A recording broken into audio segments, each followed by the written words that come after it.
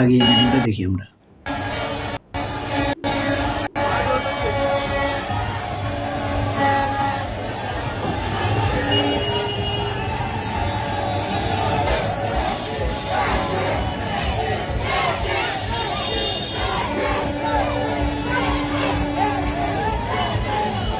আমরা অনেকটাই নিচে নেমে গেছি।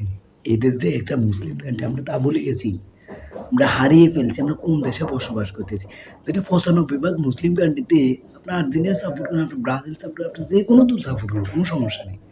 আপনি একজন মুসলিম, আপনার নামাজের স্থানের পাশে রেখে আপনারা কীভাবে হাই উল্লাস করতেছেন, কীভাবে বাঁশি বাজাইতেছেন যে আপনি আর্জেন্টিনা, আপনার ব্রাজিল, এইগুলো আমাদের ভেদাভেদ নেই। আমাদের ভেদাভেদ শুধু মুসলিম আমরা।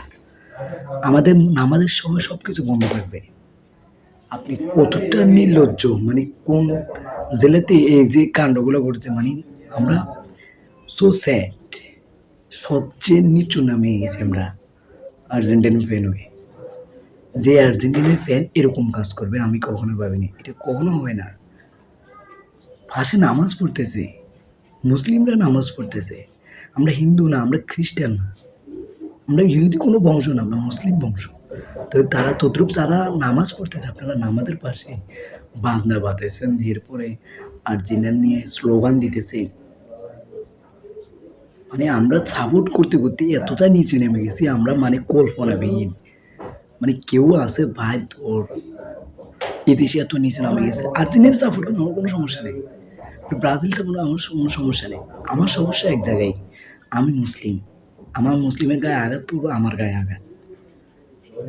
কথা ক্লিয়ার? এহলে আপনি যেটাই মনে, আপনি আমাদের যেটাই মনে করেন, কোনো সমস্যা নেই। এই যে একটা মুসলিম হয়ে মুসলিমের নামাজের মসজিদের পাশে কীভাবে আমরা বাঁশি বাজাতে, কীভাবে আমরা স্লোগান দিতে পারি আর্জেন্টিনা ব্রাজিল ব্রাজিল, কীভাবে, কেন, ভাই এগুলো কেন ভাই? আমি মুসলিম, আমি গর্বিত।